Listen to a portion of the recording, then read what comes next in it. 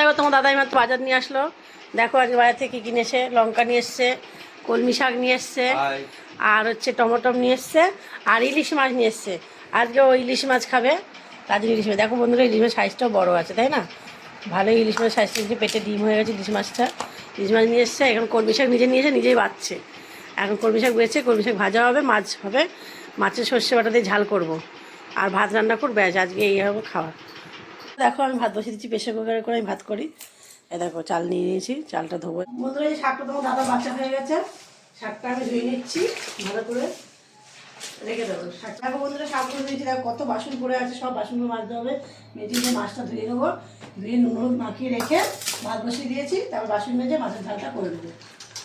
দেখো আমার বাসন মাজা হয়ে এসছে, সব বাসনগুলো মাজা হয়ে গেছে, বাসনগুলো ধুবো, ধুলে হচ্ছে আমার ধুয়ে কাশছে, তারপর রান্না বান্না করবো।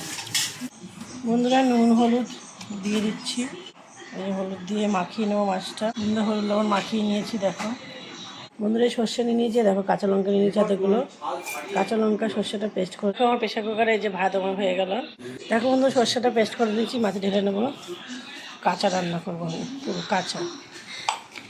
সর্ষে তেল দিয়ে দিলাম, দেখো সর্ষে তেল হলুদ আবার দিয়ে দিয়েছি, দিয়ে যে মাখিয়ে নিলাম সর্ষেটা দিয়ে। কড়াই গরম করতে দিয়ে দিয়েছি। বন্ধুরা কড়াই গরম হয়েছে, যে 3টে কাঁচা লঙ্কা চিড়ে নিয়েছি দিয়ে দেবো। এই মাছটা ধরে কাঁচা লঙ্কা দেবো,